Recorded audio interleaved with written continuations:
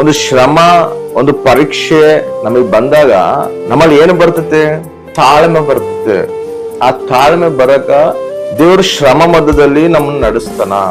ಒಬ್ಬರಿಗೆ ತಾಳ್ಮೆನೇ ಇರೋದಿಲ್ಲ, ಒಬ್ಬರಿಗೆ ಸಿಟ್ಟು ಜಾಸ್ತಿ ಇರ್ತದೆ, ಮಾತಿಗೆ ಸಿಟ್ಟಾಗ್ತಿರ್ತಾರ. ಆ ಸಿಟ್ಟು ನಮ್ಮಲ್ಲಿ ಇರಬಾರ್ದು.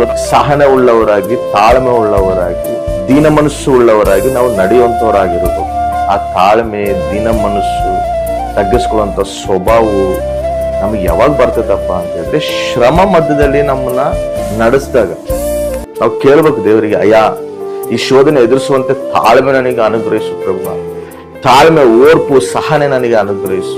ಇವೆಲ್ಲ ಒಂದಿನ ಆಶೀರ್ವಾದಕರವಾದ ಜೀವಿತಾಗಿ ನಾನು ನಡೆಸಕ್ಕೆ ಈ ಒಂದು ಮಾರ್ಗದಲ್ಲಿ ನಾನು ನಡೆಸ್ತೀವಿ ಪ್ರಭು ಅಂತ ವಿಶ್ವಾಸಲಿದ್ದ ನಾವು ತಾಳ್ಮೆ ಇಟ್ಕೊಂಡು ನಾವು ಎದುರು ನೋಡಿ ನಡೆಯೋದಾದ್ರೆ ಖಚಿತವಾಗಿ ದೇವರು ಒಂದಿನ ಉನ್ನತವಾಗಿ ಅನೇಕರ ಮುಂದೆ ಆಶೀರ್ವಾದಕರವಾಗಿ ದೇವರು ನಮ್ಮನ್ನು ನಡೆಸ್ತಾನೆ. ಅದನ್ನ ನೋಡ್ತಾರ ಪ್ರಜೆ.